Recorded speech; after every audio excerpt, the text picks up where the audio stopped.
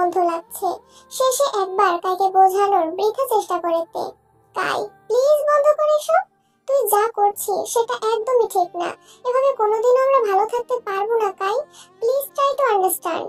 তুই কি জিমিন আর সুগার কথা ভুলে গেছিস? কাই প্লিজ, বিয়ের দিন দেখা হবে। আর হ্যাঁ, ভুলে যেন জাঙ্কুক, সুগা আর জিমিনের বিষয়ে কেউ কিছু জানতে না পারে। এটা কি শুধু কাইয়ের ভালোবাসা? না, এটা এক প্রকার জেদ হয়ে দাঁড়িয়েছে কাইয়ের কাছে। আর জেদ মানুষকে ধ্বংস করে দেয়। তে বর্তমানে এমন একটা পরিস্থিতিতে এসে হাজির হয়েছে যেখানে নিজের মনের কথাগুলো না কাউকে বলতে পারছে আর না বিষয়টা সমাধান করতে পারছে। পরিশেষে ঠিক ভুল সবটাই মেনে নিতে হচ্ছে। সময় ধরে রাখা যায় না, কিন্তু সময় মনে রাখা যায়। তোমার সাথে কাটানো মুহূর্তগুলো আমি আজীবন আমার মনের কোঠায় জমিয়ে রাখবো জাঙ্কুক ভাইয়া। থাক না আমাদের সম্পর্কটা অসম্পূর্ণ, ভালো থাক না আমাদের বিচ্ছেদের বিনিময়ে একটা হাসি খুশি পরিবার। সবসময় নিজেদের কথা ভাবলে চলে না, কখনো কখনো অন্যের দিকে তাকিয়ে হাসি মুখে নিজেদের সব সুখ বিসর্জন দিয়ে দিতে হয়। জাঙ্কুকের ছবি আঁকড়ে ধরে অশ্রুসিক্ত নয়নে এক দৃষ্টিতে তাকিয়ে এক মনে কথাগুলো বলে তে। এটা চিরন্তন সত্য যে সবসময় নিজেদের কথা ভাবলে চলে না, কখনো কখনো অন্যের সুখের দিকে তাকিয়ে নিজেদের সব সুখ বিসর্জন দিয়ে দিতে হয়। রাত 11:15। জাঙ্কুক এখনো বাসায় ফিরেনি। এ নিয়ে বাড়ির সবার চিন্তার শেষ নেই। জাঙ্কুককে কেউ কল করেও পাচ্ছে না। তের যে চিন্তা হচ্ছে না এমনটা নয়, বরং সবার থেকে তেরই বেশি চিন্তা হচ্ছে। কিন্তু ও একদম স্বাভাবিকভাবে সোফা থেকে উঠে নিজের রুমে চলে যায়। ঘড়ির কাঁটায় এখন ঠিক রাত 2:45। তে নির্ঘুম রাত্রি যাপন করছে। কারণটা হয়তো জাঙ্কুকের এখনো না ফেরা। তে এটাই ভেবে পাচ্ছে না যে ও জাঙ্কুককে কিভাবে সামলাবে, কিভাবে এমনটা করবে জাঙ্কুকের সাথে। নিজের সুখ নয় অন্যের সুখের জন্য বিলিয়ে দিল, কিন্তু জাঙ্কুকের কি হবে? তে এসব ভাবনায় ছেদ ঘটে রুমের মধ্যে কার উপস্থিতি টের পেয়ে দ্রুত চোখে পানি মুছে উঠে বসে। কে? কোনো সারা শব্দ নেই, কিন্তু মানুষটা ঠায় দাঁড়িয়ে আছে। তের ভয় হতে শুরু করে। কোনোভাবে এটা কাই না তো? তে ধীর পায়ে এগিয়ে যায়। একটু কাছে যেতেই নাকে ভাসে সেই চিরচেনা ঘ্রাণ। এটা জাঙ্কুক। তুমি এখানে? এত রাত অব্দি কোথায় ছিলে? এই প্রথম আমাকে চিনতে তোর এত দেরি হলো। এর কারণটা কি কাই? কি সব আজে বাজে কথা বলছো? তোমার এসব ফালতু কথা শোনার কোনো মন মানসিকতা এই ভর দুপুরে আমার নেই। আমার ঘুম আসছে। কত ঘুমাবি তা তো বুঝতেই পারছি। মানে কি জাঙ্কুক ভাইয়া? এসব হেয়ালি বাদ দাও, বাস্তবতার সাথে মানিয়ে নিতে শেখো। তুই কি বলতে চাচ্ছিস? আমাদের ভালোবাসা অবাস্তব ছিল? আমাদের ভালোবাসা মিথ্যে ছিল? মাঝে কেটে গেছে পুরো একটা বছর। এই এক বছরে যে সবকিছু আগের মতোই আছে এমনটা না। একটা মানুষ যে সারা জীবন সেই নির্দিষ্ট একজনকেই ভালোবেসে যাবে এমনটাও তো না। ভালোবাসার রং বদলায়। হ্যাঁ, আমি তোমায় ভালোবাসতাম, তবে এখন না। তোমার অবর্তমানে সেই জায়গা অন্য কেউ দখল করে নিয়েছে জাঙ্কুক ভাইয়া। যখন ভালোই বাসিস না তখন কেন আমার শূন্যতা কাতরছিলি? যখন আমার জায়গা অন্য কেউ নিয়ে গেছে তখন কেন এই একটা বছর পাগলের মতো খুঁজেছিস আমায়? যখন তোর মনে আমার জন্য সমস্ত অনুভূতির সমাপ্তি ঘটেছে তখন কেন ফিরিয়ে আনলি আমায়? উত্তর আছে তোর কাছে? এই নীরবতা সবটাই জানান দিচ্ছে জাঙ্কুককে। এর যে জাঙ্কুককে দেওয়ার মতো কোনো উত্তর নেই। জাঙ্কুক তাচ্ছিল্য করে হেসে বলে, মানুষের ঠোঁট মিথ্যে বলতে পারে কিন্তু চোখ না। আমি তোর বলা কথা বিশ্বাস করি না। আমার কাছে অশ্রুসিক্ত চোখ দুটিই যথেষ্ট তোর মনের কথা পড়ার জন্য। কেন এভাবে মিথ্যে বলছিস তে? আমার কষ্ট হচ্ছে। তুমি এটাকে সত্য ভাবলা নাকি মিথ্যা তাতে আমার কোনো যায় আসে না, কিন্তু যেটা সত্য সেটাকে তুমি মিথ্যা প্রমাণিত করতে পারবে না জাঙ্কুক ভাইয়া। এবার জাঙ্কুক ওর ডান হাতটাতে সামনে ধরে। এতটা কিভাবে কাটলো? তে উতলা হয়ে পড়ে। মুহূর্তেই চোখে জল ভর্তি হয়ে গেছে। কেই বা পারে নিজের ভালোবাসার মানুষের ক্ষত দেখে শান্ত থাকতে? কেউ তো পারে না।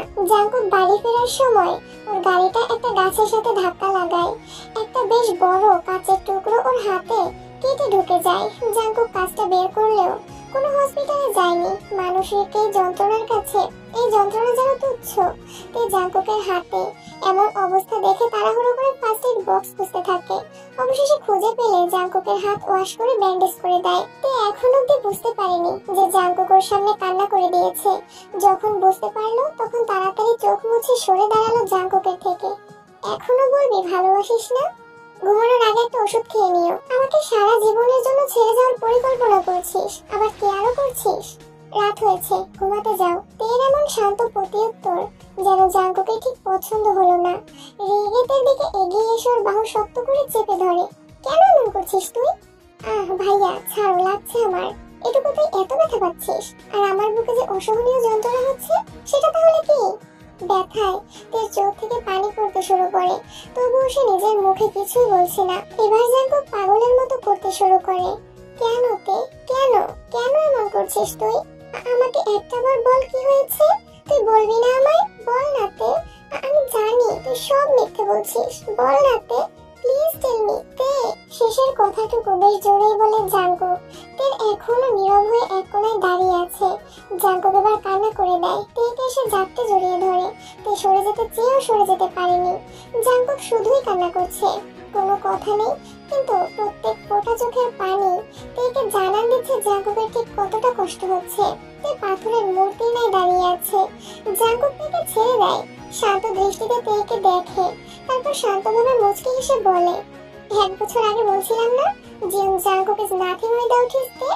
ইয়েস, তেহীনা জাঙ্কুকের কোনো অস্তিত্ব থাকবে না। কথাটা বলে জাঙ্কুক রুম থেকে বেরিয়ে নিজের রুমে চলে যায়। তে বিছানায় লুটিয়ে পড়ে, বালিশে মুখ গুজে কাঁদতে কাঁদতে এক পর্যায়ে ঘুমিয়ে পড়ে। সকালে তার ঘুম ভাঙে সবার কথা বলার শব্দে। উঠে নিচে এসে বুঝতে পারে সবাই জাঙ্কুককে নিয়ে কথা বলছে। ছেলেটা কাল থেকে বাসায় ফেরেনি, ফোনটাও বন্ধ। আমার ছেলেটা তো এমন না, কি থেকে কি হয়ে গেল, সবকিছু তছনছ হয়ে গেল। এবার তো জাঙ্কুক ভাইকে খোঁজা দরকার। কাল থেকে বাসায় ফেরেনি, আবার ফোনও বন্ধ। যদি কোনো বিপদ আপদ হয়?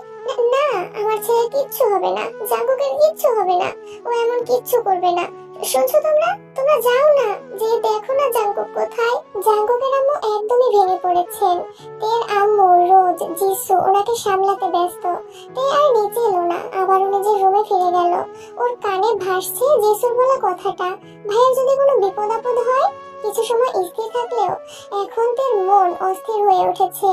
জাঙ্কুক যে কাল রাতে বলেছিল তেহিনা জাঙ্কুকের কোনো অস্তিত্ব থাকবে না, তবে কি সত্যি জাঙ্কুকের কোনো বিপদ হলো? না, এমনটা না, জাঙ্কুক ভাই এমন পাগলামি করতে পারে না। ভাইয়া তো বুঝে সবটাই, এমন কিছু না। তিনি নিজেকে এসব বলে সান্ত্বনা দিচ্ছে, কিন্তু কিছুতেই শান্ত হতে পারছে না। তখন আবার কায়ের কল আসে। হ্যালো, জাঙ্কুক ভাই তোর কাছে, তাই না? আমি তো রাজি হয়েছি তোর সব কথায়, তাহলে কেন আবার জাঙ্কুক ভাইয়ের ক্ষতি করতে চাচ্ছিস তুই? Answer me. তার মানে ওই জাঙ্কুক চলে গেছে? মানে জাঙ্কুক ভাই তোর কাছে নেই? না। কিছুক্ষণ বজায় থাকে পিনপতন নীরবতা। নীরবতা ভেঙে কাই বলে, কি হলো, এভাবে চুপ আছিস কেন? মানুষ যখন ভেতর থেকে ভেঙে চুরমার হয়ে যায় তখন সে চুপ হয়ে যায়, যা বোঝার ক্ষমতা তোর নেই। তে নিজেকে অনেক বোঝায়, কিন্তু তে বারবারই ব্যর্থ হয়। এলোমেলো পায়ে বাড়ি থেকে বেরিয়ে পড়ে জাঙ্কুকে খোঁজার উদ্দেশ্যে। প্রত্যেকটা জায়গায় খুঁজে, যেখানে যেখানে জাঙ্কুকের যাওয়ার কথা। অবশেষে সেই সমুদ্রের পাড়ে যাইতে, কিন্তু এখানে এসেও কোনো লাভ হয় না। জাঙ্কুক এখানেও নেই। তে ধরেই নিয়েছে জাঙ্কুক আজে বাজে কিছু করে ফেলেছে, আর নয়তো অনেক দূরে কোথাও চলে গিয়েছে। তে সমুদ্রের কিনারায় যে চিৎকার দিয়ে বসে পড়ে, জাঙ্কুক ভাইয়া কোথায় চলে গেলে তুমি? আর একটাবার ফিরে এসো না ভাইয়া। সে আমাকে ছোঁয়ার বৈধতা পেলেও আমার মন ছোঁয়ার অধিকার কখনোই পাবে না। এই অধিকার একান্তই তোমার। তুমি যদি একবারের জন্য হলেও জানতে সুগা ভাইয়া আর জিমিনের কথা, তাহলে এমনটা কখনোই করতে না তুমি। কিন্তু আমি তোমায় বলতে পারবো না। আমাকে মাফ করে দিও জাঙ্কুক ভাইয়া, আমাকে মাফ করে দিও তুমি। আমি নিরুপায় ভাইয়া। চারদিকে সন্ধ্যার আভাস নেমে এসেছে। তে উঠে দাঁড়ায়, শরীরে বিন্দু মাত্র শক্তি নেই। বিধ্বস্ত অবস্থায় এলোমেলো পা ফেলে বাড়ির মধ্যে প্রবেশ করে তে। সবাই তেকে দেখে চমকে ওঠে। জাঙ্কুকের আম্মু এগিয়ে এসে তেকে নিজের বুকে আগলে নিয়ে মাথায় হাত রাখতেই তে ফুপিয়ে কেঁদে ওঠে। আমার জন্য এসবটা হয়েছে, আমার জন্য আর জাঙ্কুক ভাই নিখোঁজ, আমার জন্যই হয়েছে এসব। কিন্তু বিশ্বাস করো বড় আম্মু, আমি সত্যি নিরুপায়, আমি নিরুপায়। এই কথাগুলো বলেই তে কাঁদতে কাঁদতে উপরে চলে যায়। সবাই অবাক দৃষ্টিতে তাকিয়ে থাকে তে যাওয়ার দিকে। রুমের মধ্যে যে তের পাগলামি যেন আরো বেড়ে যায়। টেবিলের উপর থেকে সবকিছু ফেলে দিয়ে কাচের ফুলদানি তুলে মেঝেতে ফেলে দেয়। মুহূর্তেই গোছানো রুমটা পুরো বিধ্বস্ত হয়ে গেছে। কোথায় তুমি জাঙ্কুক ভাইয়া? শুনতে পাচ্ছ তুমি আমার কথা? ফিরে এসো না জাঙ্কুক ভাইয়া। বারান্দায় দাঁড়িয়ে আকাশের দিকে তাকিয়ে চিৎকার করে এসব বলে চলেছে তে। চোখ থেকে অনবরত অশ্রু গড়িয়ে পড়ছে। এখন শুধু আর একটা জায়গা বাকি। যদি জাঙ্কুক সেখানেও না থাকে, তবে তে যেন সেখানে দম বন্ধ হয়ে মারা যাবে। ধীর পায়ে ছাদের দিকে এগিয়ে যাইতে কোনা সেই ঘরটার দিকে তাকিয়ে আরো নিস্তেজ হয়ে পড়েতে, কারণ ঘরটায় কোনো আলো জ্বালানো না। বাইরে থেকে দেখেই বোঝা যাচ্ছে কেউ নেই এই ঘরটায়। তবুও নিজের মনকে শান্ত করা প্রয়োজন। হতেও তো পারে জাঙ্কুক এখানেই আছে। অন্ধকারের মধ্যে ঘরটার দিকে এগিয়ে যায়। ঘরের দরজা ঠেলে প্রবেশ করে বাঁ দিক থেকে ঘরের লাইট অন করতেই তে স্তব্ধ হয়ে দাঁড়িয়ে পড়ে। তে নিঃশ্বাস ভারী হয়ে এসেছে, চোখ দুটো বড্ড ঝাপসা লাগছে। জাঙ্কুক জানালার পাশে এসে দাঁড়িয়ে তে দিকে তাকিয়ে আছে। তে অসহায় দৃষ্টিতে তাকায় জাঙ্কুকের দিকে। ইতিমধ্যে তে সব কষ্ট, লুকোনো কথা যেন ওর চোখে এসে ভিড় জমিয়েছে, যা পড়তে সক্ষম জাঙ্কুক। মুচকি হেসে তের দিকে হাত বাড়িয়ে দিতেই তে দৌড়ে যেয়ে জড়িয়ে ধরে, বাচ্চাদের মতো ফুপিয়ে কান্না করে দেয়।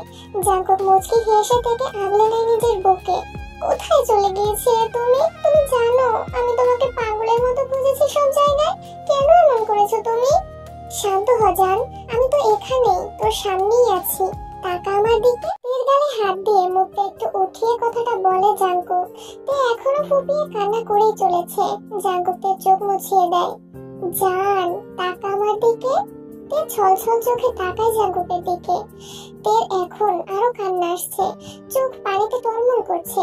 বুঝতে পেরে জাঙ্কুক তের ঠোঁটে নিজের ঠোঁট জোড়া বসিয়ে দেয়। তে জাঙ্কুকের কোমরের পাশে টি শার্ট খামচে ধরে। কিছু সময় পরে জাঙ্কুক তেকে ছেড়ে দিলে তে জাঙ্কুকে খুব শক্ত করে জড়িয়ে ধরে।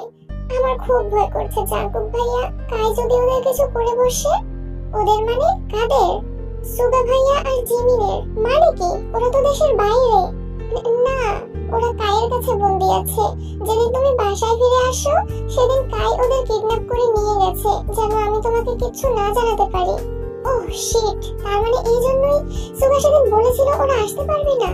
আমি ওদের কথার মাঝেই কাই থেকে কল করে। তে ভয়ে ভয়ে কল রিসিভ করে লাউড স্পিকারে দেয়। কল রিসিভ হতেই কাই চিল্লিয়ে ওঠে। তোর সাহস কি করে হয় জাঙ্কুককে খুঁজতে যাওয়ার? আমার বারণ করা সত্ত্বেও কেন গিয়েছিলি তুই? কাইয়ের এমন চিৎকার শুনে তে ভয় পেয়ে যায়, কিন্তু পাশ থেকে জাঙ্কুক থেকে আস্থা দেয়। জাঙ্কুক ভাইয়া কাল থেকে বাসায় ফিরেনি, আমি কি করতাম? তাতে তোর কি? তুই কি সুগা আর জিমিনের কথা ভুলে গেছিস? আমার এক সেকেন্ডও লাগবে না ওদের শেষ করে দিতে। না কাই, তুই এমন কিছু করবি না। তাহলে ওই জাঙ্কুকের থেকে দূরে থাক, আর নয়তো। ঠিক আছে। কাই কলকাতার সাথে সাথে তে ভয়ার্ত দৃষ্টিতে তাকায় জাঙ্কুকের দিকে, যে কিনা আগে থেকে ওর দিকে তাকিয়ে আছে। তে কত বড় একটা চাপের মধ্যে আছে, আর জাঙ্কুক কিনা থেকে ভুল বুঝলো। কি করে পারলো থেকে ভুল বুঝতে? এসব মনে আসতেই চোখ ধরে আসছে জাঙ্কুকের। আমি কি করবো এখন? ও যে কোনো সময় যে কোনো কিছু করে দিতে পারে জাঙ্কুক ভাইয়া। তের এখন আরো বেশি ভয় করছে, কারণ কাই যদি জানতে পারে তে জাঙ্কুককে সবটা বলে দিয়েছে, তাহলে সবকিছু শেষ করে ফেলবে কাই। জাঙ্কুক তের গালে আলতো করে হাত রেখে চোখে চোখ রেখে বলে, ভরসা আছে? তে উপরনিচ মাথা নেড়ে বোঝায় জাঙ্কুকের প্রতি তার ভরসা আছে। তৎক্ষণাৎ ইউনোর কল আসে তের ফোনে। সুগা কল করেছে, কিন্তু তেকে রুমে না পেয়ে তখন কল করেছে ইউনো। তে আসছে বলে ফোন কেটে দেয়। তাড়াতাড়ি নিচে চল। নিচে যে তে সুগার সাথে কথা বলতে থাকে। প্রাসঙ্গিক অপ্রাসঙ্গিক কথা বলেই চলেছে তে। এর কারণটা সুগাও কিছুটা আন্দাজ করতে পারছে, তাই সুগা তে তালে তাল মিলাচ্ছে। এইদিকে ইউনো আর জাঙ্কুক মিলে নাম্বারটা ট্র্যাক করার চেষ্টা করছে। অবশেষে ওরা সফল হয়। তেকে ইশারার মাধ্যমে জানায় ওরা নাম্বারটা ট্র্যাক করে ফেলেছে। তে কৌশলে সুগাকে কিছু একটা ইশারা করে, যা সুগাও বুঝতে পারে। প্রত্যুত্তরে সুগা তেকে ইশারা করে কিছু একটা বোঝায়, তারপর কল কেটে দেয়। বাড়ির সবাই এইসব ঘটনায় অনেক ভয় পেয়ে গেছে। কেউই কোনো কিছু বলতে পারছে না, কিছু বুঝতে পারছে না। কল কাটতেই তে সবাইকে খুলে বলে সবটা। ইতিমধ্যে জাঙ্কুক কারো একজনের সাথে কথা বলে চলে এসেছে। ইউনো চল। মানে কি? কোথায় যাচ্ছ তোমরা? জাঙ্কুক আর ইউনো একে অপরের দিকে তাকায়, অতঃপর বাঁকা হেসে কোনো কথা ছাড়াই বেরিয়ে পড়ে। যদিও তে পেছন থেকে ওদের থামানোর অনেক চেষ্টা করেছে। ওই জায়গায় পৌঁছানোর পরে জাঙ্কুক ওকে ইশারা করে বলে, আমরা প্রথমে সুগা আর জিমিনকে নিজেদের কাছে নিব, তারপরে স্টপগুলো তো তোমাদের জানাই আছে। Yes sir. গুড, ইউনো চল। এরপর জাঙ্কুক আর ইউনো একটা বড় বাংলোর সামনে এসে দাঁড়ায়। বাইরে থেকে বোঝার কোনো উপায় নেই যে এখানে দুজন মানুষকে এভাবে আটকে রাখা হয়েছে। বাইরের পরিবেশ এতটা শান্ত দেখে ইউনো ভেতরে যাওয়ার জন্য উদ্যত হয়, কিন্তু জাঙ্কুক ইউনোকে থামিয়ে দেয়। বাইরের পরিবেশ যতটাই শান্ত, ভিতরের পরিবেশ ঠিক ততটাই হিংস্র। ওরা আমাদের কিছু করতে না পারলেও নিমিষেই সুগা আর জিমিনের যে কোনো ক্ষতি করে ফেলতেই পারে। তাহলে এখন এই বাংলোর সমস্ত বায়োডাটা আছে আমার কাছে। বাঁকা হেসে কথাটা বলেই জাঙ্কুক পেছনের দিকে হাঁটা ধরে। ইয়োনো সেই পথ অনুসরণ করে। ওরা বাংলোটার পেছনের দিকে যেয়ে পাইপ দিয়ে উপরের তলায় উঠে পড়ে। বারান্দায় এসে সবচেয়ে বাম পাশের কোণার ঘরটায় উকি দিয়ে দেখতে পায় সুগাকে একটা চেয়ারে বাঁধা অবস্থায় রাখা আছে, কিন্তু জিমিন কোথাও নেই। জিমিনকে আর কোথায় রাখতে পারে ওরা? আই থিংক আশেপাশের কোনো ঘরেই রেখেছে। তুই ওই পাশটা দেখ, আমি এই পাশে দেখছি। ইয়োনো ডান দিকে যায় আর জাঙ্কুক বাম দিকের সব ঘরগুলোতে উকি দিয়ে জিমিনকে খুঁজতে থাকে। ইয়োনো ডান দিকের একটা ঘরে জিমিনকে দেখতে পায়, যেখানে কোনো গার্ড ছিল না। ইয়োনো জাঙ্কুককে ইশারা দিয়ে সেদিকে ঢাকে। এই ঘরে জিমিনের কাছে গার্ড না থাকার কারণে জিমিন সবসময় অনেক বেশি ভয় পায়। ওর বড় কিছু করার সাহস নেই, তাই এই ঘরে গার্ড কমই থাকে।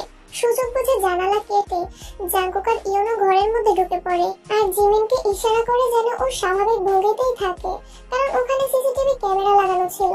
ইয়োনো যে প্রথমে নিজ দিক থেকে সিসিটিভি লাইনের একটা তার কেটে দেয়, সাথে সাথে জাঙ্কুক যে জিমিনকে হাতের বাঁধন খুলে ফেলে আর জিমিনকে নিয়ে দ্রুত সুগাকে যে ঘরে রাখা হয়েছে সেদিকে যেতে শুরু করে, কারণ সিসিটিভি লাইন বিচ্ছিন্ন হওয়ার কারণ গার্ডরা নিশ্চয়ই দেখতে আসবে আর জিমিনকে না পেয়ে আরো বেশি অ্যালার্ট হয়ে যাবে। কিন্তু ওই ঘরের দিকে পৌঁছানোর আগেই একজন গার্ড ওদের দেখে ফেলে। জাঙ্কুক কৌশলে সেই গার্ডের কাছে যায় আর ওর মুখে কিছু একটা স্প্রে করে, যার ফলে গার্ডটা সেখানেই অজ্ঞান হয়ে পড়ে। জাঙ্কুক ওই গার্ডকে ওখানেই ফেলে রেখে ওই ঘরটার দিকে এগিয়ে যায়। জানালা দিয়ে উকি দিয়ে দেখতে পায় একজন গার্ড সুগার পাশেই দাঁড়িয়ে আছে আর দুজন গার্ড এই মুহূর্তে ঘর থেকে বেরিয়ে গেল। সুগা ওদেরকে জানালার পাশে দেখে ফেলেছে। সুগা জাঙ্কুককে চোখে ইশারা করে গার্ডকে বলে, আমার পানির পিপাসা পেয়েছে। গার্ড পানির জন্য পেছনের দিকে একটু ঘুরতেই ইয়োনো জানালার কিছুটা ভেঙে ফেলে, কিন্তু ঘরে ঢুকতে পারে না। সুগা একবার পানি খাওয়ার পরে আরেকবার পানি চায় আর এইবার ইয়োনো ঘরে ঢুকে পিছন থেকে একটা রুমাল চেপে ধরে ওই গার্ডের নাকে। সেও কিছু সময় পরে অজ্ঞান হয়ে যায়। জাঙ্কুক আর জিমিন ঘরে ঢুকে সুগার হাত পায়ের বাঁধন খুলে ফেলে। সাথে সাথে জাঙ্কুক ওর থেকে একটা গান সুগাকে দিয়ে দেয় আর ফোনে কাউকে সিগন্যাল পাঠায়। সাথে সাথে নিচ থেকে গোলের শব্দ শোনা যায়। তিনজনই একে অপরের দিকে তাকিয়ে বাঁকা হাসে। জিমিন ওদের কোনো হাবভাবে ঠিক বুঝে উঠতে পারছে না। ওরা তিনজন নিজেদের পজিশনে দাঁড়ায়, সুগা আর জাঙ্কুক সামনে, মধ্যে জিমিন আর পেছনে ইয়োনো। ওরা তো নিজেদের ঠিকই আত্মরক্ষা করে নেবে, কিন্তু জিমিনের জন্য এভাবে পজিশন নেওয়া। এতক্ষণে গার্ডরা উপরের দিকে আসতে শুরু করেছে। ওরা ঘর থেকে বেরিয়ে পড়ে সাথে সাথে শুরু হয়ে যায় গোলাগুলি। জাঙ্কুক আর সুগা সামনের দিকে গুলি করে এগিয়ে যাচ্ছে আর ইয়োনো পেছনে, কারণ পেছন থেকেও গার্ডরা অ্যাটাক করছে ওদের উপর। শুধু যে গোলাগুলি এমনটা নয়, কাই এর যে গার্ডগুলোর কাছে সেই মুহূর্তে গান ছিল না, ওরা সুগা আর জাঙ্কুকে অন্যান্য জিনিস দিয়ে আঘাত করার জন্য এগিয়ে আসে। এক পর্যায়ে ওরা নিচে নেমে আসে। নিচে এসে সবাই থেমে যায়। জাঙ্কুক আর সুগার গার্ডরা এক সাইডে দাঁড়িয়ে আছে আর এক সাইডে কাইয়ের গার্ডরা আর ওদের সামনে কাই। কাই জাঙ্কুক আর সুগার এমন রূপ দেখে ভীষণই অবাক, কারণ তার জানা মতে জাঙ্কুক সুগা শুধুমাত্র দেশের দুজন বিখ্যাত বিজনেসম্যান। ওদের এমন রূপ কাইয়ের কাছে একদমই অজানা। কাই গর্জে ওঠে, কে তুই? জাঙ্কুক আর সুগা বাঁকা হেসে এগিয়ে আসে। মিন জেজেকে নাম শুনেছিস? তার মানে আমরা তোর বাপ। এই কথা বলেই সুগা পায়ের নিচে পড়ে থাকা একটা হকি স্টিকে পা দিয়ে বাড়ি দিয়ে সেটা হাতে নিয়ে নেয় আর সেটা দিয়ে পাশের কাঁচের টেবিলে আঘাত করে। আবারও শুরু হয় গোলাগুলি। জাঙ্কুক আর কাইয়ের মধ্যে চলছে ফাইট। সুগা ইয়োনো অন্যদিক সামলাচ্ছে। কাই আর জাঙ্কুকের ফাইটের এক পর্যায়ে ওরা বাংলোর বাইরের দিকে চলে যায়। ওদের মধ্যে কেউই যেন কারো থেকে কম না। সুগা আর ইয়োনো জিমিনকে নিয়ে বাইরের দিকে আসার সময় কাইয়ের ইশারায় ওরা একজন গার্ড সেখানে এক্সপ্লোজন ঘটায়। সাথে সাথে চারদিক আগুনের শিখায় ঝলসে যেতে শুরু করে। জাঙ্কুকের পুরো মনোযোগ এখন সেই দিকে। তখন কাই সেখান থেকে পালিয়ে যায়।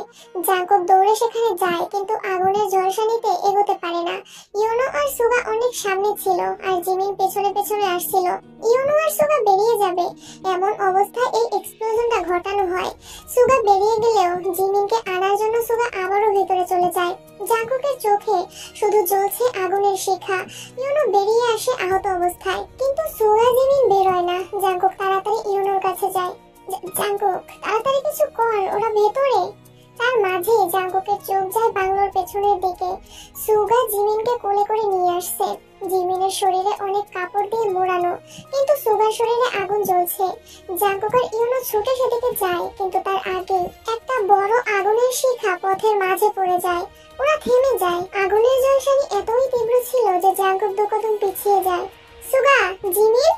না, ওর পাশ থেকে কোনো সারা শব্দ আসছে না। ইউনো এতক্ষণে ফায়ার সার্ভিসে কল করে দিয়েছে। জাঙ্কুক বাংলো থেকে বেরিয়ে যেয়ে পেছনের দিকে দিয়ে পাঁচিল টপকে বাংলোর ভিতরে ঢুকে দৌড়ে যায় সেদিকে। জিমিন একটা গাছের নিচে হেলানরত অবস্থায় অচেতন হয়ে পড়ে আছে, কিন্তু আশেপাশে আর কেউ নেই। সুগা কোথায়? জাঙ্কুক অনেকক্ষণ সুগাকে খোঁজে, কিন্তু ওকে খুঁজে না পেয়ে দ্রুত জিমিনকে নিয়ে বেরিয়ে এসে হসপিটালের উদ্দেশ্যে রওনা দেয়। হসপিটালে জিমিনকে ভর্তি করিয়ে দেয় জাঙ্কুক। তেকে কল করে হসপিটালে আসতে বলে আর কাউকে কিছু জানাতে বারণ করে। জাঙ্কুকের এমন ধরনের কথা শুনে তে ভয়ে আটকে ওঠে। কি এমন হলো যে হসপিটালে যেতে হবে? তে বাড়িতে বাহানা দিয়ে হসপিটালে চলে আসে, কিন্তু এসে জিমিনের এই অবস্থা দেখে হতবাক হয়ে যায়। শ্বাস প্রশ্বাস যেন থমকে গেছে। এই কি অবস্থা জিমিনের? জাঙ্কুকের গালে হাত রেখে নিজের দিকে ঘুরায়। তুই ভেঙে পড়লে আমার কি হবে তে? জাঙ্কুকের চোখে জল, হারানোর ভয় স্পষ্ট। তের চোখ থেকে জল গড়িয়ে পড়ে। সুগা ভাইয়া, আমাকে যেতে হবে তে। জিমিনের খেয়াল রাখিস, আমি খুব দ্রুতই ফিরে আসবো। জাঙ্কুক চলে যায়। তে জাঙ্কুকের যাওয়ার দিকে অদ্ভুত ভাবে তাকিয়ে থাকে, আর যেন আবার নতুন করে বুকের বাঁ পাশের ক্ষতগুলো জেগে উঠেছে। খুব কাছের কাউকে হারানোর সেই পুরনো বিচ্ছিরি অনুভূতিটা। ফায়ার সার্ভিস এসে আগুন নিভিয়ে ফেলেছে। ইউনো এখানেই আছে। আগুন নিভানোর সাথে সাথে জাঙ্কুকের গার্ডরা সুগাকে পুরো বাংলোতে খুঁজে ফেলেছে, কিন্তু কেউই খুঁজে পায়নি সুগাকে। জাঙ্কুক এসে একথা শুনে রেগে যায়। খুঁজে পাওনি মানে কি? ও এখানেই আছে, আবার খোঁজো। পরপর আরো 2 বার খোঁজা হয় সুগাকে, কিন্তু না, এবারও ফলাফল শূন্য। জাঙ্কুক এবার নিজে খুঁজতে যায়। পুরো বাংলো, পেছনের দিকের গার্ডেন, সবকিছু তন্ন তন্ন করে খুঁজেও সুগার কোনো অস্তিত্ব খুঁজে পায় না জাঙ্কুক। এক চোখে জল আর এক চোখে ভয় নিয়ে বাংলোর ভেতর থেকে বেরিয়ে আসে জাঙ্কুক। বাড়ির ভেতরে সব জায়গায় খুঁজতে যেয়ে জাঙ্কুকের হাতও অনেকটা পড়ে গেছে। জাঙ্কুক সেদিকে কোনো কর্ণপাত না করে ছুটে যায় বাংলোর বাইরের চারিপাশটা খোঁজার জন্য। গার্ড না, জাঙ্কুক নিজে খুঁজে, কিন্তু না, এবারও কোনো খোঁজ মেলে না সুগার। যতক্ষণ না সুগাকে খুঁজে পাবে ততক্ষণ কেউ এখান থেকে এক পাও নড়বে না। খুঁজে বের করো সুগাকে। সুগার কোনো ক্ষতি হতে দিও না আল্লাহ, সহায় হও আল্লাহ। জাঙ্কুক মনে মনে প্রার্থনা করতে থাকে। জাঙ্কুকের আদেশ অনুযায়ী সবাই সুগাকে খোঁজার ব্যর্থ চেষ্টা করতে ব্যস্ত এখন। জাঙ্কুক হসপিটালে যায়। জিমিনের শরীরে কাপড় পেঁচিয়ে দিয়েছিল সুগা, ফলে ওর তেমন কোনো ক্ষতি হয়নি, কিন্তু সুগার জন্য জিমিনের এখন পাগল প্রায় অবস্থা। জাঙ্কুক এসে জিমিনের এমন অবস্থা দেখে আরো ভেঙে পড়ে। কি করবে ও এখন? কিভাবে দাঁড়াবে ও জিমিনের সামনে? কি জবাব দেবে জিমিনকে? অনেকক্ষণ বাইরে দাঁড়িয়ে থেকে কেবিনের ভিতরে ঢুকে জাঙ্কুক। জাঙ্কুককে দেখে জিমিনের পাগলামি যেন আরো বেড়ে যায়। জাঙ্কুক ভাইয়া, সুগা কোথায়? ও কোথায় ভাইয়া? জাঙ্কুকের নীরবতায় যেন জিমিনের ভেতর দৌড়ে মুছে যাচ্ছে। অবাক চোখে তাকিয়ে জাঙ্কুকের দিকে প্রশ্ন ছুড়ে দেয়। কি হলো? তুমি চুপ করে আছো কেন? আমার সুগা কোথায় জাঙ্কুক ভাইয়া? বলো। আমার লোকজন সুগাকে খুঁজছে জিমিন, তুই একটু শান্ত হ। ওরা এক্ষুনি পেয়ে যাবে সুগাকে। জিমিনকে জোর করে একটা ঘুমের ইনজেকশন দিয়ে ঘুম পাড়িয়ে দেয়। তে জ্ঞান হারিয়েছে। ওকে একটা কেবিনে স্যালাইন দিয়ে রাখা হয়েছে। সুগা বর্তমানে আইসিইউতে আছে। আমি বাড়িতে কিভাবে জানাবো সবটা? জিমিন, জিসুক, ওদের কিভাবে বলবো যে সুগা কোমায়? আল্লাহ, এ কোন পরীক্ষা নিচ্ছ তুমি আমাদের? আমাদের সহায় হও। কোনো অলৌকিক ঘটনার মধ্য দিয়ে সবকিছু ঠিক করে দাও আল্লাহ, সহায় হও আল্লাহ। পার হয়ে গিয়েছে আরো 2 ঘন্টা। জাঙ্কুক এখনো ঠায় তেল কেবিনে বসে আছে। ওর পাশেই চোখের দৃষ্টি সামনের দেয়ালে টাঙানো বড় একটা ঘড়ির দিকে। তের জ্ঞান ফিরেছে এই কিছুক্ষণ হলো। চুপচাপ উঠে বসে ও জাঙ্কুকের দিকে তাকিয়ে আছে। মানুষটার চোখে পানি, চোখের কোনা বেয়ে 2 ফোঁটা নোনা পানি গড়িয়ে পড়ে। তৎক্ষণাৎ জাঙ্কুক বাঁ হাতের উল্টো পিঠ দিয়ে চোখ মুছে ফেলে। ভাইয়া, আমাদের বাড়িতে জানানো উচিত। জাঙ্কুক স্থির, কোনো কথা নেই। হাতের স্যালাইন খুলে ফেলে জাঙ্কুকের সামনে এসে দাঁড়াইতে 2 গালে হাত রাখতেই জাঙ্কুককে কোমর জড়িয়ে ধরে হু হু সরে কান্না করে দেয়। তে না পারছে নিজেকে সামলাতে, আর না পারছে জাঙ্কুককে সামলাতে। সবশেষে নিজেও শব্দ করেই কান্না করে দিল তে। কেবিন জুড়ে দুজনের গুনগুন কান্নার শব্দ। বারবার সেই শব্দ প্রতিধ্বনিত হচ্ছে। আমি বাড়িতে ফোন করতে পারবো না তে। তের সাহসে কোলাচ্ছে না বাড়িতে ফোন করার। কিভাবে বলবে যে সুগা কোমায়? আর আর জিসু? সবশেষে কল করেই ফেলে তে। ফোনের ওপাশে জাঙ্কুকের আম্মু হাসি মুখে থেকে প্রশ্ন করলো, সুগা কোথায় তে? তোরা এখন বাসায় ফিরছিস তো? আচ্ছা সাবধানে আয় কেমন? বড় আম্মু, কি হলো? তুই এভাবে কথা বলছিস কেন? সবকিছু ঠিক আছে তো তে? তোমরা সেভারেন্স হসপিটালে আসো। তে আর বলতে পারলো না কিছু, ফোনটা কেটে দিয়েছে। ওই পাশের মা নামের মানুষটার বুক ধরফর করে ওঠে। হঠাৎ মনটা কু ডাক দিয়ে ওঠে, না না কারো কিচ্ছু হয়নি। জিমিন আইসিইউ এর স্বচ্ছ কাচের মধ্যে দিয়ে চেতনাহীন সুগাকে দেখতে ব্যস্ত। বাড়ির কারো চোখে এক ফোঁটাও পানি নেই, সবার দৃষ্টি জিমিনের দিকে। মেয়েটা বড্ড পাথর হয়ে গেছে। তে এগিয়ে যায় জিমিনের দিকে। জিমিন কান্না কর। জিমিন তুই আমার কথা শুনতে পাচ্ছিস? জিমিন প্লিজ কান্না কর। সুগা ভাইয়া কোমায় জিমিন, সুগা ভাইয়া কোমায়, তোর সুগা কোমায় জিমিন। বাড়ির সবাই ভেঙে পড়ে কান্নায়। সবাইকে ঘিরে জড়ো হয়েছে হসপিটালের স্টাফরা। জিমিনের এই মুহূর্তে কান্না করাটা ভীষণ জরুরি। তে মাটিতে বসে জিমিনের পা জড়িয়ে ধরে হাউমাউ করে কান্না করে গলা ছেড়ে চিৎকার দিয়ে জিমিনকে ডাকে, কান্না কর জিমিন, তোর সুগা কোমায় জিমিন, জিসুকের বাবা কোমায় জিমিন। জিমিন ভেঙে পড়ে, ধপ করে মেঝেতে বসে পড়ে। তে জড়িয়ে নেয় জিমিনকে। জিমিন পাগলের মতো চিৎকার করছে। ওর কান্নার দৃশ্যে হসপিটালের স্টাফদের চোখে পানি চলে আসে। সবাই আড়ালে চোখের পানি মুছতে ব্যস্ত। জিসুক একটু দূরেই ছটফট করছে। আয়ু জিসু ওকে ধরে রেখেছে। জিমিনের এই অবস্থা দেখে জিসুক আরো ছটফট করতে থাকে। জিসু আয়ু চোখের পানি ছেড়ে কাঁদে। জিসুক সারা পেয়ে মায়ের কাছে ছুটে যায়। মা মেয়ে কাঁদছে, কেউ থামাতে যাচ্ছে না। তে শুধু জড়িয়ে রেখেছে দুজনকে, তবে চোখ অনবরত ভিজেই চলেছে। এবার আর কেউই আড়াল করতে পারে না তাদের অশ্রুসিক্ত নয়ন। ইস, ছোট্ট মেয়েটা কিভাবে ছটফট করছে। জিমিন এলোমেলো পায়ে উঠে দাঁড়িয়ে আইসিইউর সামনে দাঁড়িয়ে চিৎকার করে সুগাকে উদ্দেশ্য করে বলতে থাকে, কেন এমন হলো আমাদের সাথে? এই কেমন বিচ্ছেদ সুগা ভাই? চুপ করে আছো কেন? উত্তর দাও। বুঝেছি উত্তর দেবে না তুমি, তাই না? বেশ, যতক্ষণ না তুমি উত্তর দিচ্ছ আমি এখান থেকে এক পাও নড়বো না। দেখি তুমি কতক্ষণ চুপ থাকতে পারো। জিমিনের পাগলামি সীমা ছাড়িয়ে গেছে। শ্বাসকষ্টের রোগের মতো ছটফট করছে। আমার কষ্ট হচ্ছে তে, তোর সুগাকে বল না উঠতে, উঠতে বল না সুগাকে। আমার বুকে খুব যন্ত্রণা হচ্ছে তে। উঠবে, উঠতে তো তাকে হবেই। জিমিনকে জোর করে বাসায় নিয়ে আসা হয়েছে। এই বাড়িটায় যেন কারো কোন নজর লেগেছে, নয়তো একের পর এক ঝড় এসে কেন বারবার ভেঙে দিচ্ছে পরিবারটাকে। কাই কল করেছে তেকে এটা জানার জন্য যে সুগা কেমন আছে। সেদিনের পরে কাই অনুশোচনায় ভুগছে। এই অপরাধবোধ নিয়ে গুমড়ে গুমড়ে মরছে কাই। তবে তে শোনে না কায়ের কোনো কথা। তুই কি মানুষ কাই? কি করে পারলি এমন করতে? তোর জন্য, শুধুমাত্র তোর জন্য আজ একটা নিষ্পাপ শিশু ছটফট করছে ওর বাবার জন্য। জিমিন পাগল প্রায় অবস্থা। তুই কিভাবে এই কাজটা করতে পারলি কাই? ওদের কিডন্যাপ করে আটকে রাখা, আমাকে জোর করে বিয়ে করতে চাওয়া পর্যন্ত হয়তো স্বাভাবিক ছিল, কিন্তু আজ তুই একজন নিকৃষ্ট খুনি। তোর জন্য আজ হসপিটালের বেডে চেতনাহীন সুগা ভাইয়া শুয়ে আছে। তুই নিঃসন্দেহে পৃথিবীর একজন নিকৃষ্ট মানব, যে বিনা অপরাধে একজন নিষ্পাপ শিশুর থেকে তার বাবাকে কেড়ে নিয়েছে। সি কাই সি, তোর মধ্যে যে এমন একজন খুনি লুকিয়েছিল তা আমার জানা ছিল না। কাঁদতে কাঁদতে চিল্লিয়ে কথাগুলো বলে। ফোন কেটে দেয়, কিন্তু অস্বাভাবিক ব্যাপার হলো ফোনের ওপাশ থেকে স্পষ্ট কায়ের কান্নার শব্দ শুনতে পেয়েছে। কাইতের কথার মাঝে একটা কথাও বলেনি, শুধু নিঃশব্দে শুনেছে সবটা। জিমিন বিছানায় হেলান দিয়ে শুয়ে আছে, কোলে মাথা রেখে জিসুক ঘুমাচ্ছে। ছোট মেয়েটার সারা মুখে কান্নার ছাপ, এখনো চোখের পাপড়ি ভেজা। জিমিনের চোখ জোড়া বন্ধ, মুখশ্রী স্থির, কিন্তু অনবরত চোখের কার্নিশ বেয়ে নোনা অশ্রু গড়িয়ে পড়ছে। চোখের সামনে ভাসছে ওর সুগা ভাই, মানুষটা ওকে বাঁচাতে গিয়ে চেতনাহীন। একা একা খুব নিশ্চিন্তে ঘুমিয়ে আছো, তাই না সুগা ভাই? আমাদের মনে পড়ছে না? আমাদের সাথে কথা বলতে ইচ্ছে করছে না তোমার? এ কেমন নিষ্ঠুর লোক তোমার।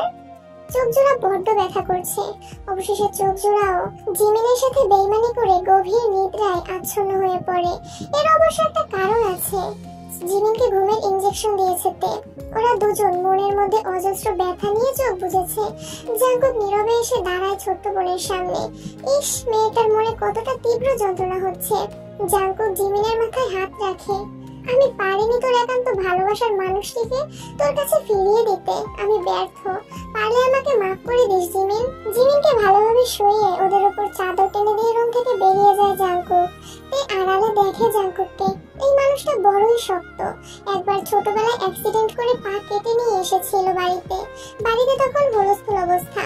ডাক্তার আসে, 17টা সেলাই লাগে, কিন্তু আশ্চর্যজনক ব্যাপার হলো সেদিন জাঙ্কুকের চোখে এক ফোঁটাও পানি দেখা যায়নি।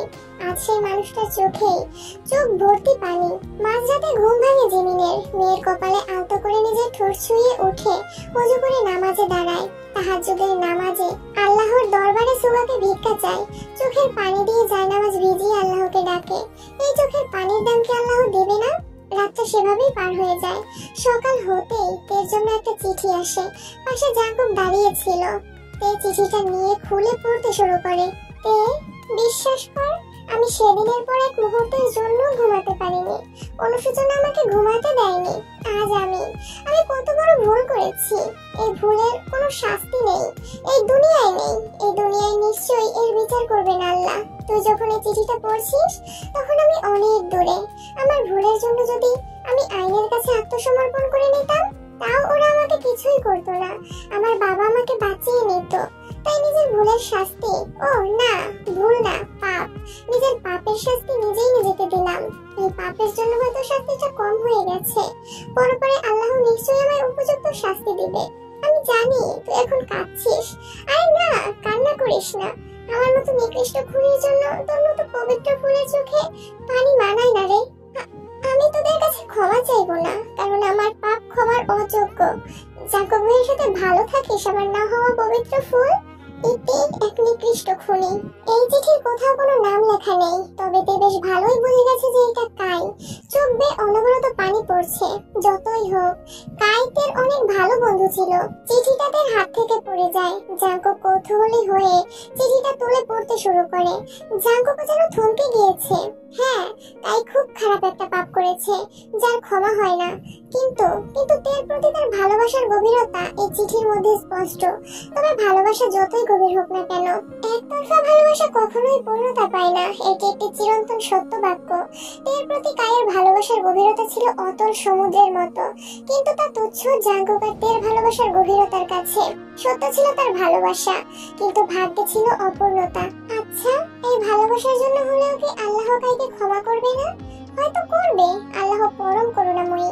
জাঙ্কুকের কাছে এগিয়ে এসে এক হাতে জড়িয়ে ধরে তেকে। তে কেমন রিয়েক্ট করবে তা বুঝতে পারছে না। ছলছল নয়নে তাকিয়ে আছে জাঙ্কুকের দিকে। হয়তো মানুষটা ভুল ছিল, কিন্তু ভালোবাসাটা সত্যি ছিল। হঠাৎ জাঙ্কুকের মুখে এমন কথা শুনে তে আরো থমকে যায়। কি বলবে এখন জাঙ্কুককে? একতরফা ভালোবাসা কখনো পূর্ণতা পায় না জাঙ্কুক ভাইয়া, হোক সেটার গভীরতা অসীম। তবে কাঁদছিস যে? কাই এমন কিছু করবে আমি কখনো ভাবতে পারিনি জাঙ্কুক ভাইয়া। কাই শুরু থেকে আমার পাশে ছিল, আমাকে আমার খারাপ লাগার সময়গুলোতেও কমফোর্ট করেছে। তুমি যখন ছিলে না, ওই ছিল আমার একমাত্র ভরসা। কিন্তু কি থেকে কি হয়ে গেল আমি কিচ্ছু বুঝতে পারছি না। জাঙ্কুককে চোখের পানি মুছিয়ে দেয়। কাইদের বাসায় যেয়ে জানতে পারে কাইয়ের জানাজা পড়ানো হয়ে গেছে। চিঠির কথাটা সত্য হলো। তুই যখন চিঠিটা পড়ছিস আমি তখন অনেক দূরে। কাইকে শেষবারের মতো দেখার সুযোগটাও হারালো তে। বাড়ির বাইরের লোকের থেকে শুনেছে খুব বাজেভাবে নিজেকে ক্ষতি করেছে কাই। হাতে পায়ে কাটা কাটা চিহ্ন, পায়ে জায়গায় জায়গায় রক্ত জমাট বেঁধেছিল। হয়তো ভারী কিছু দিয়ে বারবার আঘাত করেছে। মাথার দুই জায়গায় কেটেছিল। দেয়ালে মাথা দিয়ে অনবরত আঘাত করার ফলে এটা হয়েছে।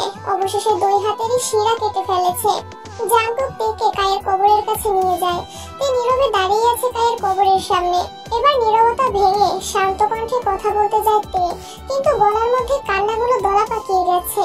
তোকে শেষবারের মতো দেখার সুযোগটাও দিলি না। আমি তোকে ক্ষমা করে দিয়েছি, তবে তুই যার এত বড় সর্বনাশ করেছিস, যার থেকে তার সর্বসুখ কেড়ে নিয়েছিস, জানি না সে তোকে কখনো ক্ষমা করবে কিনা। এসব না করলেও তো পারতি কাই। আমরা তো বন্ধু হয়েও একে অপরের পাশে থাকতে পারতাম। তোর কিছু ভুলের জন্য আজ সবকিছু শেষ কাই। সেদিন পাগলামি না করলেও তো পারতি তুই। তের চোখ বেয়ে পানি গড়িয়ে পড়ে। জাঙ্কুকের চোখের পানি মুছিয়ে কপালে আলতো করে নিজের ঠোঁট ছুঁয়ে দিয়ে মুখে মলিন হাসি ঝুলিয়ে কায়ের কবরের দিকে তাকিয়ে বলে, তোমার না হওয়া পবিত্র ফুলকে সারা জীবন আগলে রাখবো আমি। কখনো ওর চোখের পরে পানি জমতে দিব না। ওর কষ্টগুলো আমি শোষক হয়ে শুষে নিব। ও তোমার না হওয়া পবিত্র ফুল, কিন্তু ও আমার কি জানো? ও আমার প্রাণ ভোমরা, যা আমার জীবন থেকে এক মুহূর্তের জন্য যদি হারিয়ে যায়, তাহলে আমি দম বন্ধ হয়ে ছটফট করে মারা যাব। আসে। জাঙ্কুক তেকে নিয়ে বাড়ি ফিরে যায়। আর জাঙ্কুকের কথাগুলো তেকে আরো কাঁদিয়েছে। মানুষটা এত কেন ভালোবাসে তাকে? এত ভালোবাসা কি আদৌ সইবে তার কপালে? তার কপালে যে বারবারই সুখ সয় না, কিন্তু হয়তো এবার সইবে। ওরা বাড়ি ফিরতেই দেখে জিমিন সোফায় বসে আছে। ওদের আসতে দেখে জিমিন এগিয়ে আসে, ছোট করে প্রশ্ন করে, তাই সুইসাইড করেছে? তুই কিভাবে জান? তের কথা শেষ হওয়ার আগেই জিমিন মৃদু হেসে বলে, কারোর প্রতি আমার কোনো রাগ ক্ষোভ নেই, কায়ের প্রতিও নেই। আমার শুধু আফসোস হয় যার জীবন থেকে তার সর্বসুখ কেড়ে নিয়েছে আল্লাহ। তবুও বলি আল্লাহ উত্তম পরিকল্পনাকারী। জিমিন উপরে চলে যায়। জিসুক কান্না করছে। কেটে গেল আজ 8 মাস 17 দিন। সময় কত দ্রুত চলে যায়, তাই না? কাল তে আর জাঙ্কুকের গায়ে হলুদ, পরশু বিয়ে। বাড়ির সবই এখন স্বাভাবিক। জিমিন আর জিসুকও স্বাভাবিক এখন। তবে সবাই মনে প্রাণে বিশ্বাস করে সুগা একদিন না একদিন ঠিক উঠবে। হয়তো সময় লাগবে, কিন্তু উঠবেই। সুগাকে বাসায় এনে হয়েছে আজ প্রায় 7 মাসের মতো। এত বড় বাড়ির একটা বড় রুম জুড়ে শুধু সুগার চিকিৎসার সব সরঞ্জাম, যেন ছোটখাটো একটা হাসপাতাল। আর সেই ছোট্ট হসপিটালের মাঝ বরাবর একটা হসপিটাল বেডে চেতনাহীন অবস্থায় শুয়ে আছে সুগা। তার পাশে একটা ছোট্ট সিঙ্গেল বেড। এই বেডে জিমিন ঘুমায় বললে ভুল হবে। বেশিরভাগ রাত চেতনাহীন সুগার সাথে গল্প করেই কাটায় জিমিন। ছোট্ট জিসুক স্কুল থেকে নতুন নতুন কবিতা শিখে বাবার কাছে এসে শোনায়। ছোট্ট মেয়েটার ওর বাবা আর পাপার মতোই গানের গলা। আগে গুনগুন করে গান গাইতো, এখন স্পষ্ট গলায় গান গেয়ে শোনায় বাবাকে। জিমিন একজন নামকরা স্কুলের শিক্ষিকা। আজ ওর স্বপ্নটা পূরণ হয়েছে, কিন্তু সুগা তো নেই। এত আনন্দের মাঝেও যেন সবার মনের মাঝে বিষাদের ছায়া। সকাল 8টা। জিমিন সুগার কপালে ছোট্ট একটা চুমু এঁকে দিয়ে বেরিয়ে যায় স্কুলে যাওয়ার উদ্দেশ্যে। সুগা শুয়ে শুয়ে ভাবছে, এই সেই মেয়ে যে কিনা বিয়ের এতগুলো বছর পরেও কোনোদিন নিজে থেকে ওর কাছে আসেনি, কিন্তু এখন প্রতি ক্ষণে ক্ষণে কপালে, গালে, নাকের ডগায় নিজের ঠোঁট ছুঁয়ে দিয়ে যায়। এই আর জাঙ্কুকের বিয়ের তারিখ কিছুটা পেছানো হয়েছে। এর মূল কারণ হলো সুগা।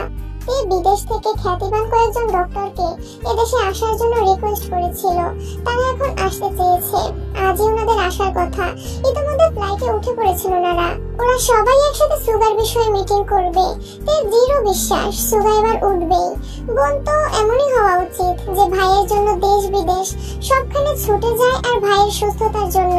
আর ভাইও হতে হয় সুগার মতো, কিভাবে সবসময় পাশে থেকে আগলে রাখতে হয় বোনকে, সেটা সুগার থেকে শেখা উচিত। তে আর জাঙ্কুক বাড়িতেই। ওনাদেরকে রিসিভ করতে যেতে হবে তো। জিমিন বাড়িতেই থাকতে চেয়েছিল, কিন্তু কয়েকদিন মাত্র হলো জয়েন করেছে। এখনই ছুটি নেওয়াটা বোধহয় ঠিক হবে না। আর তাছাড়াও ওনারা আসতে আসতে জিমিনও ফিরে আসতে পারে। জাঙ্কুক ভাইয়া এবার উঠবে তো সুগা ভাইয়া? ইনশাআল্লাহ উঠবে। প্রচুর টেনশন করছে। এর কারণ নিজের কাছেও অজানাতে। জাঙ্কুক তেকে এক হাতে জড়িয়ে শান্ত করার বৃথা চেষ্টা করছে। ভাইয়ের কাছে যাব, চল। তে আর জাঙ্কুক সুগার কাছে যায়। তে সুগার পাশে যেয়ে বসে। জাঙ্কুক ঠাট্টা স্বরে বলে, তোর জন্য বিয়েটা পিছিয়ে গেল আমার। নিজে তো খুব আরামে শুয়ে আছিস, আর জ্বালা তো সব আমারই। এবার না উঠলে কিন্তু আমি তোরে ধরে ইচ্ছে মতো পিটাবো বলে দিলাম। তখন অটোমেটিক উঠে যাবি তুই। হ্যাঁ একদমই। এবার না উঠলে কিন্তু আমি বসে বসে তোমার সবগুলো চুল ছিঁড়ে ফেলবো। টাকলু হয়ে থাকবা তখন। না হয় ভালোই ভালোই উঠে যাও। সুগা যেন অদৃশ্য হয়ে হাসে। এই দুজন কি পাগল হয়ে গেছে? তে আর জাঙ্কুক আরো অনেকক্ষণ ওখানে থাকে। এটা ওটা নিয়ে কথা বলে, হাসাহাসিও করে। সুগাও ওদের কথা শুনে অদৃশ্য হাসি হাসে। দুপুরের খাবার খেয়ে জাঙ্কুক আর তে এয়ারপোর্টের উদ্দেশ্যে রওনা দেয়। ওরা বেরোতে বেরোতে জিমিন চলে আসে। তে ভাইয়ার সাথে থাকিস, সাবধানে যেও ভাইয়া। আমি কি বাচ্চা? কতটা বড় হয়েছিস শুনি, সেই তো পিচ্চিই আছিস। থাম তোরা, এসে ঝগড়া করিস, আর না হলে আমি গেলাম। এই না না দাঁড়াও। জিমিন থাক, আমি আসতেছি। সাবধানে যাস। ঠিক আছে আমার মা জননী। জিমিন আর তে দুজনেই হাসতে হাসতে চলে যায়।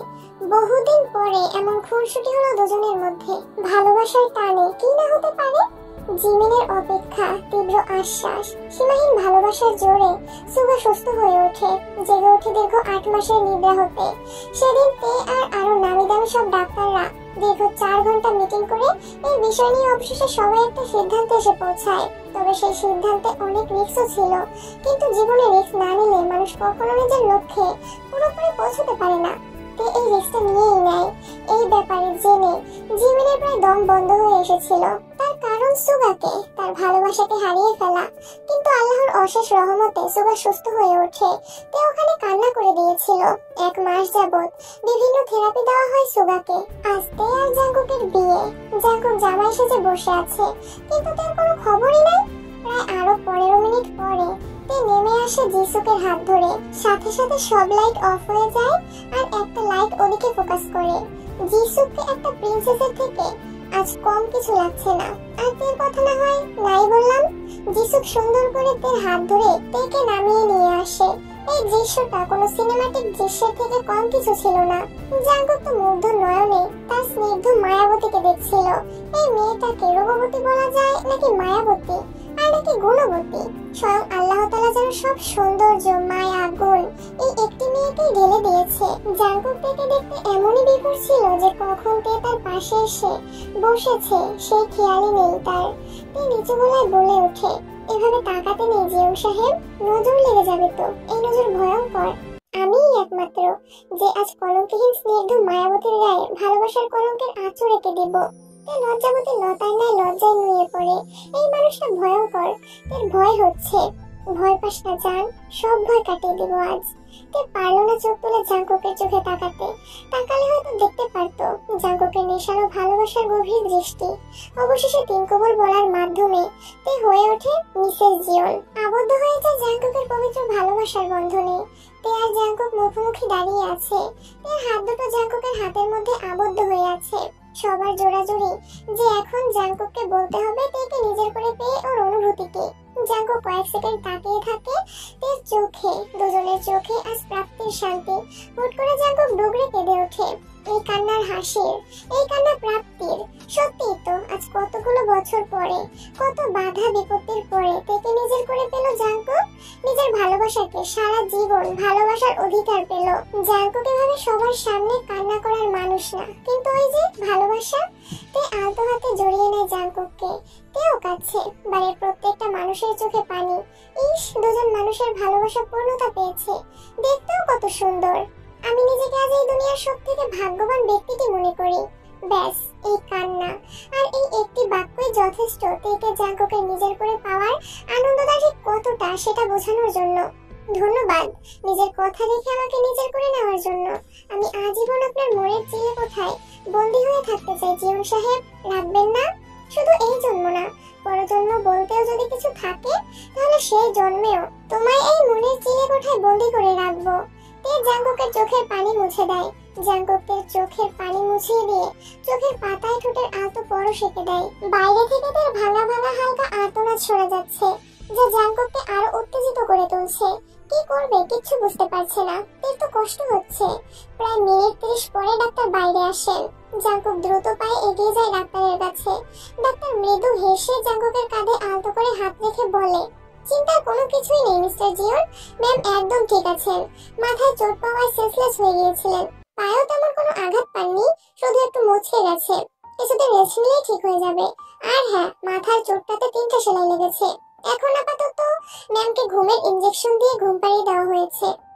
আমরা কখন দেখা করতে পারবো? এই তো ঘন্টা কয়েকের মধ্যে ইনজেকশনের প্রভাব কমে আসবে। ঘুম ভাঙলেই দেখা করতে পারবেন। ওকে, থ্যাঙ্কস। ডাক্তার চলে যায়। এতক্ষণে সবাই একটু মনে শান্তি পেল, কিন্তু তারপরেও জাঙ্কুক স্থির হতে পারছে না। এটা ভেবে যে ওর কষ্ট হচ্ছে। আল্লাহ, তুমি ওর সব কষ্ট আমাকে দাও, কিন্তু তারপরেও ওকে আর কষ্ট দিও না। আমার জান, আমার প্রাণ ভুমরা ওকে কষ্ট পেতে দেখলে তার থেকেও 10 গুণ কষ্ট আমার বুকের মাঝে বাসা বাঁধে। আমার টেপাকে সুস্থ করে দাও আল্লাহ। নিজের মনে মনে এইসব কথা আওড়ায় জাঙ্কুক। জিমিন জাঙ্কুকের জন্য খাবার আনে, কিন্তু জাঙ্কুক তো খেতে নারাজ। তার তে না খাওয়া পর্যন্ত সেও খাবে না। ও খাবে না এইটা না, খাবার ওর গলা দিয়ে নামবেই না। বসায় বাইরে অপেক্ষা করতে করতে প্রায় দুপুর গড়িয়ে সন্ধ্যা নেমে আসে ধরনীর বুকে। তে এখনো গভীর ঘুমে বিভোর। কিছুক্ষণ হলো জাঙ্কুক সবাইকে বলে বাসায় পাঠিয়ে দিয়েছে। জাঙ্কুক বসে আছে তার বেডের সামনে সিঙ্গেল সোফায়। হাত ধরে রেখেছে তের, দৃষ্টি মাথায় করা ব্যান্ডেজের উপর স্থির। মনে মনে আবার ভাবে সেই সময়টার কথা। জাঙ্কুকের ঘুম ভাঙে প্রায় 12টা নাগাদ। জাঙ্কুক আতে ফ্রেশ হয়ে নেয়। সেই সময়টাতে কত পাগলামি করছিল জাঙ্কুকের সাথে। তে বিরক্ত হয়নি, বরং লজ্জায় বারবার মুখ লুকিয়েছিল জাঙ্কুকের প্রশস্ত বুকে। কিন্তু কি থেকে কি হয়ে গেল? তে ধীরে ধীরে সিঁড়ির দিকে যাচ্ছিল। জাঙ্কুক তের হাত শক্ত করে ধরেছিল যাতে তে পড়ে না যায়, কারণ ওর হাঁটতে কষ্ট হচ্ছিল। হঠাৎ জাঙ্কুকের একটা কল আসে আর ও তেকে ওখানে দাঁড়াতে বলে রুমে এসে ফোনে কথা বলে। জাঙ্কুক যাওয়ার কিছুক্ষণ পরেই জিসুক লাফিয়ে লাফিয়ে সিঁড়ি দিয়ে নামতে যেয়ে পড়ে যেতে নিলে তে জিসুককে ধরে ফেলে, কিন্তু নিজের ব্যালেন্স হারিয়ে সিঁড়ি থেকে নিচে পড়ে যায়। মিনিট দুয়েক যেতেই জাঙ্কুকের কানে জিসুক আর তের চিৎকার আসে। ও দ্রুত পায়ে বেরিয়ে আসে রুম থেকে। সিঁড়ির সামনে যে দেখে তে নিচে পড়ে আছে, মাথা থেকে রক্ত পড়ছে। না, জাঙ্কুক চোখ খিচে বন্ধ করে ফেলে। আর এসব নিয়ে ভাবা যাবে না, নয়তো জাঙ্কুক নিজেই শেষ হয়ে যাবে। ইতিমধ্যে চোখের কোণা বেয়ে দুফোঁটা অশ্রু গড়িয়ে পড়েছে। কাঁদছো কেন? জাঙ্কুক চোখ খুলে, ঝাপসা লাগছে সবটা। তে হাত বাড়িয়ে জাঙ্কুকের চোখের পানি মুছিয়ে দেয়, কিন্তু তেকে ব্যর্থ করে দিয়ে আবারও জাঙ্কুকের চোখ বেয়ে অশ্রু গড়িয়ে পড়ে। জাঙ্কুক এসে শক্ত করে জড়িয়ে ধরে তেকে। জাঙ্কুক ভাইয়া, ভাইয়া কাঁদছো কেন? দেখো আমি একদম ঠিক আছি, তাকাও আমার দিকে। তুই জানিস যখন আমি তোকে ওভাবে ফ্লোরে রক্তাক্ত অবস্থায় দেখেছিলাম আমার কি অবস্থা হয়েছিল? আমার সেই ভয়ানক রাতের কথা মনে পড়ে গিয়েছিল, যেদিন আমি তোর হাতটা আঁকড়ে ধরতে পারিনি। আমার আজও সেই ভয়ানক রাতটার কথা মনে আছে। আমি তোকে আর কোনো মতেই হারাতে চাই না তে। তুই ছাড়া আমি একেবারে নিঃস্ব হয়ে যাব, মরে যাব আমি। এসব কথা বলতে নেই, আমি আছি তো, তোমার কাছেই আছি, আর সারা জীবন তোমার এই বাহুডোরেই আবদ্ধ হয়ে থাকবো। আমি অনেক ভালোবাসি তে, প্লিজ কখন আমাকে নিঃস্ব করে চলে যাস না। তুই আমার সবকিছু, তোকে ঘিরেই আমার সবকিছু, আমার ভালোবাসা, ভালো লাগা, খারাপ লাগা সবকিছু। আমি তোমাকে পেয়ে সত্যিই ভাগ্যবতী। জাঙ্কুক এখনো কান্না করছে, তার ভয় করছে তার তেকে নিয়ে। তেও কাঁদছে, তবে সেই কান্নার শব্দ নেই, শব্দহীন কাঁদছে তে। তবে এই কান্নার কোনো কষ্টের কান্না না। তে নিজেকে আজ সারা পৃথিবীর বুকে সব থেকে ভাগ্যবতী নারী হিসেবে পরিচয় দিতে পারবে। কারণটা হলো জাঙ্কুক সেই নারী ভাগ্যবতী নয় যার জন্য অন্য সবাই কাঁদে। আসল ভাগ্যবতী তো সেই যার স্বামী তার জন্য কাঁদে, তাকে হারিয়ে ফেলার ভয় পায়। ঘুমের ইনজেকশনের প্রভাব এখনো কম বেশি একটু আছে। জড়িয়ে থাকা অবস্থাতেই জাঙ্কুক খেয়াল করে তে চুপ হয়ে গেছে। আর একটু ভালোভাবে দেখে জাঙ্কুক বুঝতে পারে তে আবারও ঘুমিয়ে গেছে। জাঙ্কুক তেকে শুয়ে দিয়ে কপালে আলতো করে নিজের ঠোঁট ছুঁয়ে দেয়, অতঃপর কেবিন থেকে বেরিয়ে যায়। বাইরে এসে বাড়িতে কল করে। হ্যাঁ জাঙ্কুক বল। তে ঘুম থেকে উঠেছিল, পরে আবার ঘুমিয়ে গেছে। এখন কেমন আছে? আগে থেকে বেটার আছে। আমি আর জিমিন আসছি, তুই বাড়িতে এসে একটু ফ্রেশ হয়ে নে।